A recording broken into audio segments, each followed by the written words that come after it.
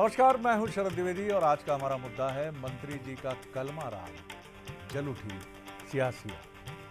काफ़ी संवेदनशील और काफ़ी इम्पॉर्टेंट विषय है आज की डिबेट का और संजीदगी से हम कोशिश करेंगे कि इस विषय पर डिबेट की तरफ बढ़ें। लेकिन पहले देखिए वो रिपोर्ट जो हमें बताएगी कि ये पूरा मसला है क्या, जो बहुत चर्चित रहा।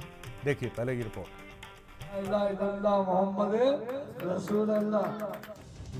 मध्य प्रदेश सरकार में राज्य मंत्री स्वतंत्र प्रभार गौतम टेटवाल का कलमा बोलने वाला ये वीडियो सोशल मीडिया के साथ ही सियासी गलियारों में ज़ेरे बहस है। कलमा पढ़ने के पहले मंत्री टेटवाल ने अजान के लिए अपना भाषण रोक दिया। अजान के बाद मंत्री ने कलमा पढ़ते हुए कहा कि सभी धर्मों का सम्मान करना चाहिए। मंत्री के कलमा पढ़ने पर हिंदू संगठन उनके विरोध में उतर आए और माफी मांगने की मांग की। आपको अजान सुनाई दे गई तो आपने वहां पर कलमा खुद पढ़ दिया। आपको कार्यक्रम रोकना था वो भी आप रोक लेते, आप अपना भाषण भी रोक लेते, लेकिन उस मंच से कलमा पढ़ा, उसका संस्कृति बचाओ मंच विरोध करता है। मेरा आपसे निवेदन है कि आप इसके लिए हिंदू समाज से माफी मांगे और इस पर विचार करें कि आपने क्या उचित कार्य किया है। हिंदू संगठनों ने मोर्चा संभाला तो कांग्रेस भी मैदान में उतर आई। कांग्रेस ने बीजेपी पर दोहरा चरित्र अपनाने का आरोप मढ़ दिया। यही तो भारतीय जनता पार्टी सिर्फ वोट बटोरने के लिए कुछ चीजें करती हैं और कई जगह ध्रुवीकरण के लिए करती हैं और कहीं जगह पार्टिसिपेट करती हैं। उनका दोहरा चरित्र है, बोलना कुछ करना कुछ। तो ये सामने आया है, बोलते कुछ है और करते कुछ है। कांग्रेस ने हमला बोला तो मंत्री जी के बचाव में बीजेपी ने भी बयानों के बाण चलाए। बीजेपी ने इसे सर्वधर्म समभाव बताया। साथ ही ये भी कहा कि ये उन लोगों को भी सोचना चाहिए जो गणेश जुलूस पर पथराव करते हैं। टेटवाल जी भी हिंदू हैं, सबका सम्मान करते हैं, लेकिन जिनका सम्मान हो रहा है वहाँ कुछ लोग ऐसे पैदा हो गए इस देश में कि हमारा धार्मिक जुलूस निकलेगा तो पथराव होगा, उसकी आलोचना नहीं करेंगे। मुझे लगता है कि टेटवाल जी ने जो किया है उससे उन लोगों को भी सीखना चाहिए जो उपद्रव करते हैं, और उनके नेताओं को भी सीखना चाहिए कि इस प्रकार के उपद्रवियों को रोकें, कानून के दायरे में लाएं। मुझे लगता है सद्भावना कायम करने का इससे बेहतर तरीका नहीं हो सकता। बीजेपी अपने मंत्री के बचाव में सर्वधर्म समभाव की आवाज जरूर बुलंद कर रही है, लेकिन लग रहा है कि पार्टी लाइन से अलग सुर पकड़कर टेटवाल फिलहाल फंस गए हैं। लोगों को उनका अजान के लिए कार्यक्रम रोकना और कलमा पढ़ना रास नहीं आ रहा। फिलहाल मंत्री जी के कलमा राग से प्रदेश में सियासी आग जल उठी है। एक बार फिर आपका स्वागत। तो आपने देखा कि मंत्री गौतम टेटवाल जी का ये कहना, सवाल जो हैं वो तो आपके सामने आएंगे ही, लेकिन क्या उन्हें इसके लिए सराहना मिलनी थी या आलोचना मिलनी थी? संस्कृति बचाओ मंच क्या भारतीय जनता पार्टी से जुड़ा है और उसकी राय को क्या हिंदू आदि संगठनों की राय मान ली जाए? कई बड़े सवाल हैं, लेकिन ये एक अच्छी पहल है, एक अच्छी कोशिश है उस दौर में जिस दौर में कुछ संदेह पैदा हो रहे हैं या किए जा रहे हैं।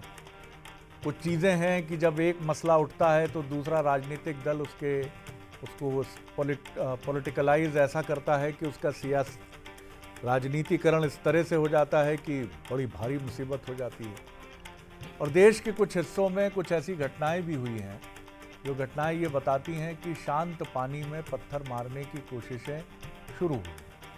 किसकी तरफ से शुरू हुई हैं, क्यों शुरू हुई हैं, इनके जवाब ढूंढना बहुत मुश्किल नहीं है और एजेंसीज जो जांच कर रही हैं वो देख रही हैं, लेकिन इससे किसी का भला नहीं है। बरा बंसल न्यूज़ के पहले तो सुलगते सवाल देखिए क्या है। क्या मंत्री गौतम टेटवाल का कलमा पढ़ना सियासी मसला है?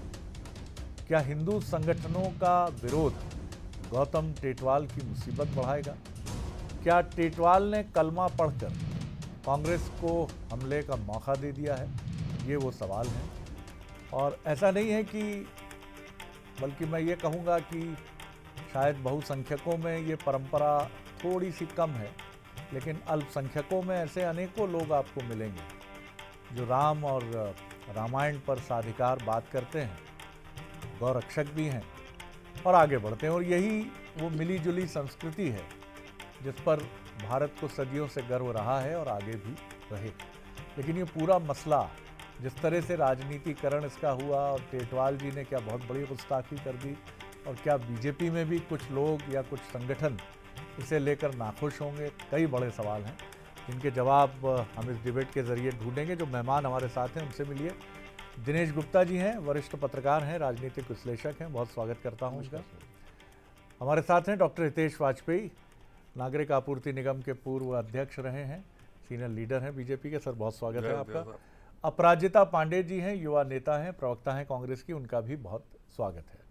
दिनेश जी, कैसे देखते हैं आप इसको कि क्या गौतम टेटवाल जी ने आज के दौर में जिस तरह की एक बहस हो रही, कई बार तो ये भी समझना कठिन होता है कि क्या भारत पर कुछ इजराइल की तरह हमास का आक्रमण हुआ है, कि क्या एकदम से ये वजह बन गई है कि अल्पसंख्यक बहुसंख्यक या हिंदू मुस्लिम का नारा बुलंद हो गया।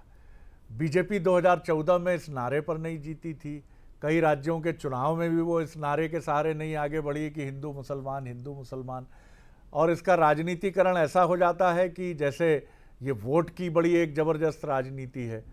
ये तमाम बातें सामने आ रही हैं कि क्या लगता है आपको, ये एकदम से ये बातें क्यों बढ़ती चली जा रही हैं? शरद जी, दो अलग अलग मसले। एक तो वो है जो इकोसिस्टम हम देखते हैं कि हिंदू मुस्लिम का जो डेवलप हो गया, और जिसमें बहुत सारा ये होता है ना कि वोटों के डिवीज़न की बात हो रही है, पोलराइजेशन की बात हो रही है, वो जो है एक अलग वर्ग है, वो उस पर चलता है। लेकिन जो टेटवाल जी ने जो किया, मुझे लगता है वही उनको करना चाहिए था। उस वक्त जो स्टैंड उनका होना चाहिए, उससे बेहतर कुछ हो नहीं सकता था। यदि वो सभा स्थल पर है, उनको अजान की आवाज़ सुनाई दे रही है, तो उन्हें अपना भाषण रोकना चाहिए था बिल्कुल जो है, क्योंकि एक मंत्री के कार्यक्रम में केवल हिंदू होंगे ये तो होता नहीं है ना। बहुत सारे ऐसे लोग भी होते हैं जो हों और नमाज की आवाज़ सुन के वो खुद भी वहाँ यदि नमाज अदा करने लगे तो आप कोई आश्चर्य नहीं होना चाहिए। और देखिए, ये ज्ञान की बात है। जो भी धर्म है, धर्म में ज्ञान है, धर्म से ही तो सारी चीज़ें आती हैं। यदि उन्होंने कलमा पढ़ा तो ये उनका ज्ञान है। जिन्हें कलमा नहीं पढ़ा होगा, जिन्होंने कभी जिसके बारे में नहीं जानते होंगे, वो नहीं पढ़ते, चुपचाप वहाँ खड़े रहते, वो यही करते। लेकिन उनको ज्ञान था, उन्होंने पढ़ा। तो मुझे लगता है एक धर्मनिरपेक्ष सरकार के मंत्रियों को यही करना चाहिए कि उनको तो धर्म की राजनीति वैसे भी नहीं करना चाहिए, उससे दूर रहना चाहिए। उन्होंने शपथ ली है, सर्वधर्म समभाव की बात करते हैं। तो ये जिस तरह का उन्होंने एक स्टैंड लिया है, ये हर मंत्री के लिए ज़रूरी है कि वो बाकी जब पद पर हैं तो इस तरह के बयानों से दूर रहें जो कहीं ना कहीं समाज में खाई पैदा करते हैं। तो मुझे तो लगता है कि उनका एक जो स्टैंड था, भले ही लोग कहें कि पार्टी लाइन के खिलाफ है, लेकिन वो समाज के हित में है। और ये परंपरा रही है। और खुद चंद बरस पहले प्रधानमंत्री दिल्ली के रामलीला मैदान में जब अपना भाषण दे रहे थे और उस दौरान अजान या नमाज शुरू हुई, तो उन्होंने भी थोड़ी देर के लिए अपना भाषण रोका था। तो ये एक परंपरा है, जैसा आप कह रहे हैं, अच्छी परंपरा। आप वक्फ बोर्ड पर खूब डिबेट करिए, 370 पर बहस करिए, ट्रिपल तलाक पर बहस करिए, जो मसले सैद्धांतिक और तर्क से जुड़े हैं, जहां आपको अपना पक्ष रखना है रखिए। लेकिन इन विषयों पर इस तरह से टीका टिप्पणी करना किसी भी संगठन की कितनी उचित है, कितना अनुचित है, इस पर काफ़ी गंभीरता से विचार ज़रूर होना चाहिए। अपराजिता जी, आप कैसे देखती हैं? सियासत से अलग एक संजीदा मसला है ये, इसको किसी पर थोप देना या बीजेपी की तरफ ले जाना, क्योंकि बीजेपी ने साफ तौर पर यह कहने का भी प्रयास किया है कि अच्छी परंपरा है, लेकिन जो उपद्रवी तत्व हैं कहीं के भी हों, वो सिर्फ मुसलमानों की तरफ या अल्पसंख्यकों की तरफ उसको नहीं थोपना है। अगर वो बहुसंख्यकों की तरफ हैं तो वो भी शांत रहें। संभल में जो घटनाक्रम हुआ हम देख ही रहे हैं कि नकाबपोश कौन थे। जी, बहुत सही कहा शरद जी, ये बहुत ही एक गंभीर मसला है जिसे अच्छे से समझने की ज़रूरत है। मंत्री पद एक उच्च पद होता है। ये बहुत अच्छा किया मंत्री जी ने कि उसकी गरिमा रखी और अपने भाषण को रोककर आज़ान को पहले सुना। ये एक अच्छी शुरुआत है, अच्छी पहल है, सब इसका साथ देंगे। देखिए, समाज में हर एक व्यक्ति को एक व्यक्ति से प्रेम है। कोई ऐसी बात नहीं है जो हम सियासत बोलते हैं कि हिंदू मुस्लिम के बीच है, ऐसा कहीं आप समाज में नहीं देखेंगे। सब एक दूसरे के साथ खुशी से पीस में रहना चाहते हैं। पर ये एक पहल हुई, पर भारतीय जनता पार्टी एक पार्टी है जो अलग राग अलापती है। वहाँ पर आपका दोहरा चरित्र और दोहरा मापदंड सामने आते हैं। देखिए, हमेशा से क्या हमें बहुत सही कहा अभी दिनेश जी ने कि जो रिलीजन होता है वो हमें क्या सिखाता है? सत्य। और जिसको सत्य का ज्ञान हो उसको पता है कि हिंदू मुस्लिम सिख ईसाई भाई भाई, ये हमारी परंपरा है। सनातन धर्म भी हमें यही सिखाता है, वसुदैव कुटुंबकम। अभी मोहन यादव जी अभी बाहर हैं लंदन में, उन्होंने, हमने देखा फोटोज निकली, महात्मा गांधी की स्टैचू पे नतमस्तक थे वो। महात्मा गांधी जी क्या कहते थे? सबको सन्मति दे भगवान, ईश्वर अल्लाह तेरे नाम। तो हर धर्म को साथ लेके चलना हमारे सनातन धर्म की और भारतीय परंपरा रही है।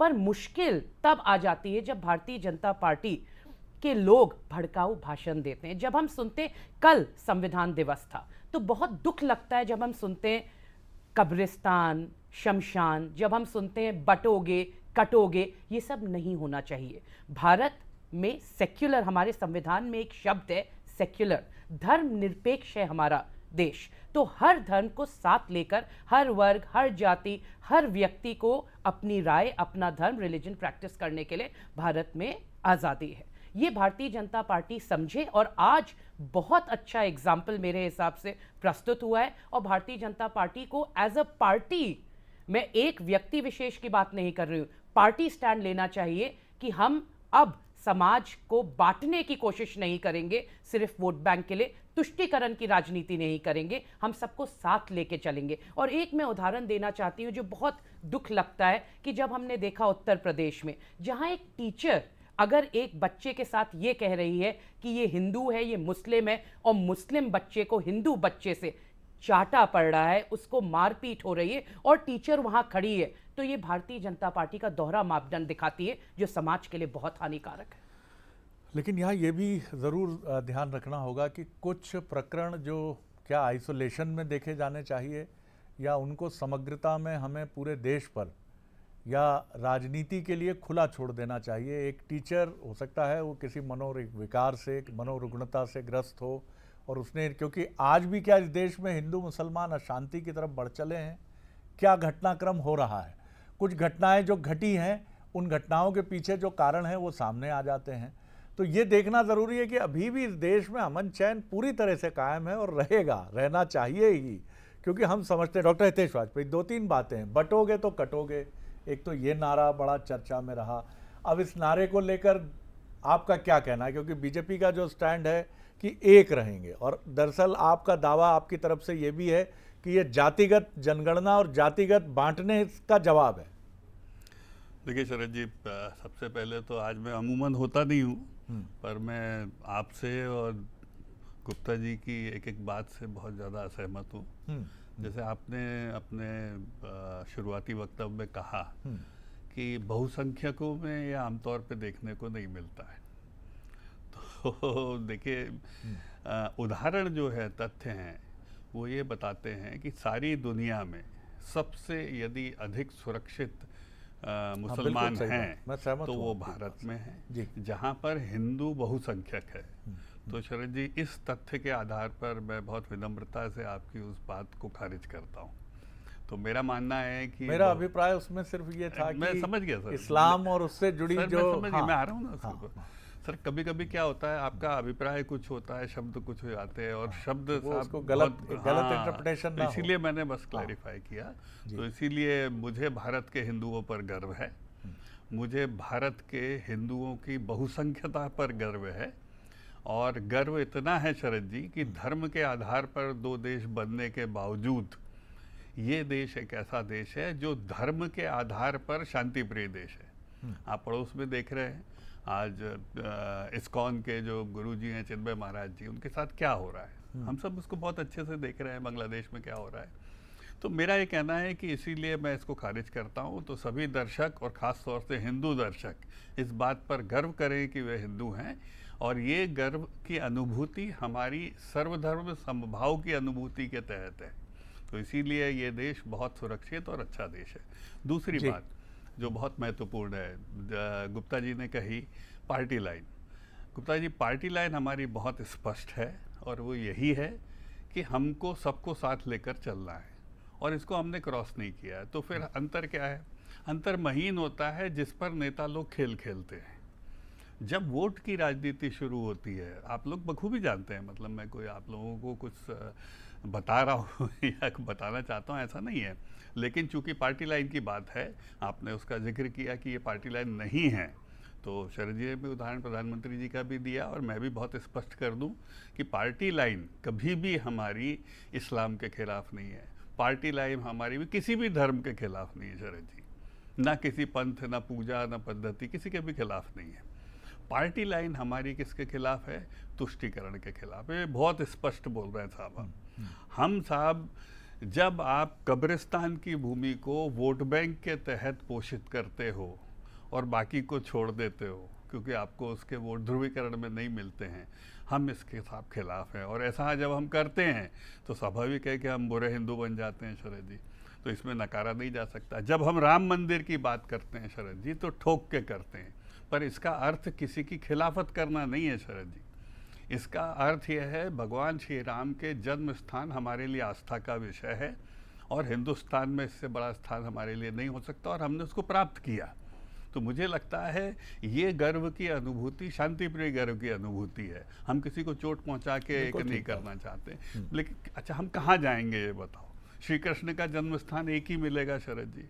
तो मेरा मानना यह है कि इन चीज़ों को मिक्स नहीं करना चाहिए, लेकिन जैसे ही अब देखिए क्या है कि मैं बहुत ज़्यादा कांग्रेस पे आज बोलना नहीं चाहता था, लेकिन तुष्टीकरण के आधार पे कांग्रेस के रहते हुए ही विभाजन हुआ शरद जी। दो देश बने धर्म के आधार पे, जिसमें एक धर्मनिरपेक्ष देश है जिसमें हम आप बोलते हैं, और एक धर्म के आधार पर बना। और वहाँ भी देख लीजिए आज पाकिस्तान का क्या हाल है, सड़कों पे लोग निकले हुए हैं और बहुत बुरी स्थिति है। और मज़े की बात यह है शरद जी कि उनका धर्म ये नहीं सिखाता, लेकिन वो एक धर्म के अवलंबी हैं, इससे नकारा नहीं जा सकता। तो लाइन बहुत महीन है, दोष व्यक्ति में होता है, धर्म में नहीं होता। बिल्कुल ठीक बात है। और दोष हजरत साहब में नहीं है। हजरत साहब का नाम लेकर जो पत्थर फेंकने की हरकत करते हैं वो हजरत साहब ने नहीं कहा करते। आपने बिल्कुल ठीक कहा। तो इसीलिए ये कभी कभी सियासत के लोग इसको मिला देते हैं शरद जी। तो मेरा फिर मानना यह है, मुझे मालूम है मेरी बातें हो सकता है नीरस लगें, लेकिन हमारी लाइन बहुत स्पष्ट है कि हम संतुष्टि के लिए काम तो करेंगे और सख्ती से तुष्टीकरण के लिए नहीं करेंगे। अभी एक कथावाचक का एक वक्तव्य, पता नहीं बहुत ज़्यादा चर्चा में नहीं आया, लेकिन बहुत चर्चित बात उन्होंने कही। उन्होंने कहा अगर प्रभु श्री राम की सेना के समय इस्लाम उपस्थित होता धर्म, और सुलेमान एक योद्धा होते जो राम के साथ लड़ना चाहते, तो हनुमान के साथ सुलेमान भी सेना में होते। राम ये भेद नहीं करते जिन्होंने ना शबरी के साथ किया और ना आज भी कोई भेदभाव है। मैं डॉक्टर साहब की बात से सहमत हूं। आज़ादी की लड़ाई जी उसी रूप में लें तो सबने भाग लिया। और शब्द जरूर धर्मनिरपेक्ष को लेकर बीजेपी और उसके संगठनों का कुछ विचार आती हैं अलग बातें, जो एक लोकतांत्रिक स्वरूप में कि पंथ निरपेक्ष और धर्मनिरपेक्ष, ये एक बहस का विषय बनता है। लेकिन ये सही बात है कि दोनों धर्मों की तरफ से ये बराबर बात सामने आती रही है। मैं बिल्कुल डॉक्टर साहब की इस बात से भी सहमत हूँ, और मैं अपने इन शब्दों को ज़रूर, मुझे लगता है उनका गलत अर्थ लिया जा सकता है कि हिंदुओं ने पर्याप्त उदारता उन्होंने बरती है, और ये पाकिस्तान और बांग्लादेश कुछ नहीं बरता सर, कुछ नहीं किया। हिंदू होते ही ऐसा है, वही उसका स्वरूप और मूल तत्व यही है, हमारा धर्म ही। इसीलिए आप इतनी बड़ी बड़ी घटनाएं घट जाती हैं। एक जिस जगह एक विवादित ढांचा है जिसे मस्जिद कहा गया, वो गिरता है, ढाया जाता है, वहाँ मंदिर बनता है, ट्रिपल तलाक पर डिसीजन होता है, बहुत सारी बहस छिड़ती, अभी भी वक्फ बोर्ड पर बेहद गर्म विषय है, समान नागरिक संहिता जैसे विषय हैं, लेकिन हिंदू मुसलमानों का रिएक्शन क्या है? आप किसी एक को बढ़ा दीजिए और एक को कम कर दीजिए, ऐसा मत कीजिए। दोनों दो आंखों की तरह चलते रहे हैं। हाँ, सियासत ने या उन तत्वों ने जिन्हें इसका फ़ायदा उठाने में या कहीं ना कहीं निहित स्वार्थों के चलते, दिनेश जी, गौतम टेटवाल जी को एप्रिसिएशन मिलना चाहिए, और एप्रिसिएशन ठीक है, मुझे लगता है कि हो सकता है प्रधानमंत्री एप्रिशिएट करें, हो सकता है बीजेपी के और स्टालवर्ट नेता, क्योंकि ये चीज़ करके टेटवाल जी को ये ना लगे, क्योंकि वो बहुत बड़ा नुकसान होगा, वो जो हम खड़ग सिंह की कहानी सुनते रहे हैं कि आप ऐसा ना करो भैया कि आगे से जो लोग ये जानते भी हैं हिंदू कि वो कलमा पढ़ सकते हैं, तो वो पीछे हट जाएं कि साहब यहाँ तो कलमा पढ़ने पर लेने के देने पड़ जाते हैं। जी शरद जी, टेटवाल जी ने जो किया उस पर विरोध क्यों हो रहा है? क्योंकि कहीं ना कहीं एक मानसिकता समाज में डेवलप हो गई है। कल बंसल न्यूज़ पर ही आप ही के यहाँ एक दिखा रहे थे, एक अस्पताल का घटनाक्रम दिखा रहे थे, जिसमें भी इसी तरह की बात आ रही थी कि साहब वो अल्पसंख्यकों का इलाज करने से इनकार कर दिया, जबकि वो कुछ नहीं था। कई चीज़ें फ्रेम की जाती हैं। सच्चाई ये थी कि वहाँ 50% से ज़्यादा अल्पसंख्यक ही जाते हैं। तो चीज़ें फ्रेम की जाती हैं। कहीं ना कहीं ऐसा होता है, लोग अपने निजी हित के लिए ये धर्म की आड़ लेते हैं। तो हर चीज़ को जो है, ये जो लोग अपना खुद निजी स्वार्थों के लिए इस तरह को प्रमोट करते हैं, इस तरह से समाज में जिस तरह का जहर घोलते हैं, उनके खिलाफ कार्रवाई होना चाहिए। आप देखिए हमारे देश में जैसे वक्फ बोर्ड का आप जिक्र कर रहे थे, या कोई भी आप 3 तलाक का केस अब आए कि आप पार्लियामेंट ने पास कर दिया, ये तो है ही हमारी संसद इसी काम के लिए कि एक पक्ष में होगा, कोई खिलाफ में होगा, सबका अपना अपना ओपिनियन है। अल्टीमेटली एक कानून बनेगा, जो कानून बनेगा वो देश में लागू होगा। उसका जो पालन नहीं कर रहा होगा, तब हम कह सकते हैं कि साहब ये राष्ट्र का विरोधी है, कानून को नहीं मानने वाला है। लेकिन उसके पहले का जो प्रोसेस है वो राष्ट्र विरोधी नहीं होता, वो तुष्टीकरण का हिस्सा नहीं हो सकता, क्योंकि आपने एक फोरम पर उसको लाया, जेपीसी में चर्चा कर रहे हैं, तो चर्चा में आपका नज़रिया है कि साहब ये नहीं होना चाहिए। अब उसके साथ साथ पैरेलल कोई राजनीति चल रही है कि साहब नहीं, ये यहाँ वक्फ की नहीं थी, यहाँ ताजमहल इसका था, ये जो होता है ये उसका राजनीतिक स्वरूप हो जाता है। और ये कौन करता है? ये कोई राजनेता नहीं कर रहे होते, एक साइड में बहुत सारे एक जो वर्ग होता है वो अपने हितों के लिए चलाता रहता है जी। तो वो उसको रोकने की जरूरत है। आप ये कहना चाह रहे हैं कि जब भी पढ़ला, जैसा हितेश वाजपेयी जी ने भी कहा कि हिंदू ऐसा ही है, और मुझे ये लगता है कि आप जिस मुल्क में रहते हैं, जैसा देश, वहाँ की एक तहजीब, वहाँ का एक संस्कार आपके भीतर आता है, तो यहाँ रहने वाले जो अन्य धर्मों के अनुयायी हैं वो भी उस संस्कार से कैसे अलग हो सकते हैं। और यही वजह है कि जब भी पढ़ला हिंदुओं की तरफ झुकता है तो विवाद होता है, सियासत होती है, और जब पढ़ला मुसलमानों की तरफ झुकता है तो विवाद होता है। जी अपराजिता जी। बिल्कुल सही शरद जी, मजहब नहीं सिखाता आपस में बैर करना। हिंदी हैं हम, हिंदी हैं हम। आज मुझे बहुत खुशी हो रही है दैट वाजपेयी जी, हितेश जी जो हमारे साथ बैठे हैं, उन्होंने ये सब कहा। यही भारत की, इंडिया की जीत है कि भारतीय जनता पार्टी के प्रवक्ता आके कह रहे हैं। ठोक कर ये भी कहना है अपराजिता जी कि यही पार्टी की लाइन भी है। क्यों डॉक्टर वाजपेयी? देखिए शरद जी, अगर ये पार्टी की लाइन होती तो आज स्थिति बहुत फर्क होती। देखिए, हमें सच्चाई को, सत्य को मानना ही पड़ेगा। आज जो आपने कहा कि आज क्यों इस घटना का विरोध हो रहा है, क्यों विरोध हो रहा है? क्योंकि भारतीय जनता पार्टी ने एक ऐसा माहौल पैदा किया है कि जिसमें तुष्टीकरण की राजनीति को इन लोगों ने सही माना है। अगर हमारे देश के प्रधानमंत्री उत्तर प्रदेश के चुनाव में जाके कहते हैं कि जिनके ज्यादा बच्चे होंगे वो आपका हक छीन लेंगे, ये क्या है? ये धर्मनिरपेक्ष है? अब कब्रिस्तान शमशान पे कोई उत्तर नहीं आया, बटोगे तो कटोगे पे कोई उत्तर नहीं आया। मैं इस बात से आज बहुत खुश हूं कि भारतीय जनता पार्टी ने मानी है कि ये हमारी पार्टी लाइन है। तो इसके बाद जिस भी प्रांत में, जिस भी प्रदेश में चुनाव होंगे, वहां पे भड़काऊ भाषण नहीं होंगे, क्योंकि भारतीय जनता पार्टी ने मानी है कि ये हमारी लाइन है। डॉक्टर वाजपेयी, देखिए, कांग्रेस इसका दावा क्यों नहीं कर सकती? मैं फिर कह रहा हूँ, महात्मा गांधी जी ने कहा था इस देश का धर्म के आधार पर विभाजन होगा तो मेरे शरीर पर से होगा, ये सबको पता है। उसके बाद भी नेहरू जी ने स्वीकार किया, मैं बहुत डिटेल में नहीं जाना चाहता। ये उसके अंदर, कांग्रेस के अंदर एक ऐसी नेहरूवियन कांग्रेस थी जिसने स्वीकार किया सत्ता के लिए। हम इसके विरोधी हैं शरद जी, हम अखंड भारत के प्रवर्तक हैं, ये सब जानते हैं। अखंड भारत के हम क्यों प्रवर्तक हैं? हम इसीलिए प्रवर्तक हैं कि हम नहीं चाहते धर्म के आधार पर इस देश में विभाजन हो चाहिए। और आपने एक बहुत अच्छी लाइन बोली, मैं दिनेश जी और आपकी संज्ञान में इसको बढ़ाना चाहता हूं कि इस देश में रहने वाले सभी धर्म के लोग, ये धरा का धर्म है कि यहाँ का हिंदू भी सर्वधर्म संभाव में यकीन करता है, और मेरा मानना है यहाँ का आम मुसलमान भी करता है। तो फिर ये हिंसा आती कहाँ से? तो शरद जी सोचिएगा कभी, ये हिंसा फिलिस्तीन से आती है। जब उसके झंडे और उसके प्रस्ताव कांग्रेस के सोचिए अधिवेशन में फिलिस्तीन को समर्थन दिया गया, ये होना चाहिए क्या फिलिस्तीन की घटनाओं को? तो ये आती है विदेश से। तो जब भी विदेश से क्या कहेंगे इसको, पोल्यूशन आएगा इस प्रकार का, तो हमारे यहाँ की शांति भंग होती है। और मेरे को तो जवाब इसका आज तक नहीं मिला शरद जी कि किसी राष्ट्रीय दल के अधिवेशन में फिलिस्तीन का समर्थन। जी चलिए भाई अब वक्त कम है आप मेरे सोचिए पास। इजराइल और फिलिस्तीन तो आप भारतीय समझते जनता हैं। पार्टी की बोलिए, सिर्फ बोलिए। भारतीय जनता पार्टी की सिर्फ एक आपने ही क्यों बात किया है फिलिस्तीन कि का हर समर्थन? चीज पे नेहरू जी को ले आओ। फिलिस्तीन कौन का ऐसी समर्थन पॉलिटिकल आपने पार्टी क्यों- होती है जो देश के प्रथम अरे प्रधानमंत्री भाई, के देश बारे का में विभाजन ऐसी किया बात आपने करे? धर्म के आधार देश पे। का विभाजन धर्म के आधार पे नेहरू जी ने किया। नेहरू जी ने किया। आपकी मैं इतिहास सीधा की बोल रहा नॉलेज हूं, नेहरू जी ने बहुत किया। लिमिटेड है। आप ना नेहरू जी सीधा को नेहरू जी समझते ने हैं, किया। ना आप पढ़िए कांग्रेस आप। पार्टी को समझते हैं। फिल्में आ रही हैं। चलिए, आप थे वहाँ चलिए पे चलिए विभाजन चलिए होना बहुत चाहिए। शुक्रिया, विभाजन अंग्रेजों बहुत ने शुक्रिया, किया। बहुत शुक्रिया और आप आज तीनों का विभाजन बहुत भारतीय शुक्रिया। जनता पार्टी फिर तो विभाजन कुल करने मिलाकर लगी। ज़ेरे भारतीय बहस जनता विभाजन ज़ेरे बहस अंग्रेजों यही ने बात किया है, और आज विभाजन यही भारतीय यही जनता बात है पार्टी ज़ेरे करती है। बहस कि आखिर नेताओं तक ये मसला कैसे आ जाता है।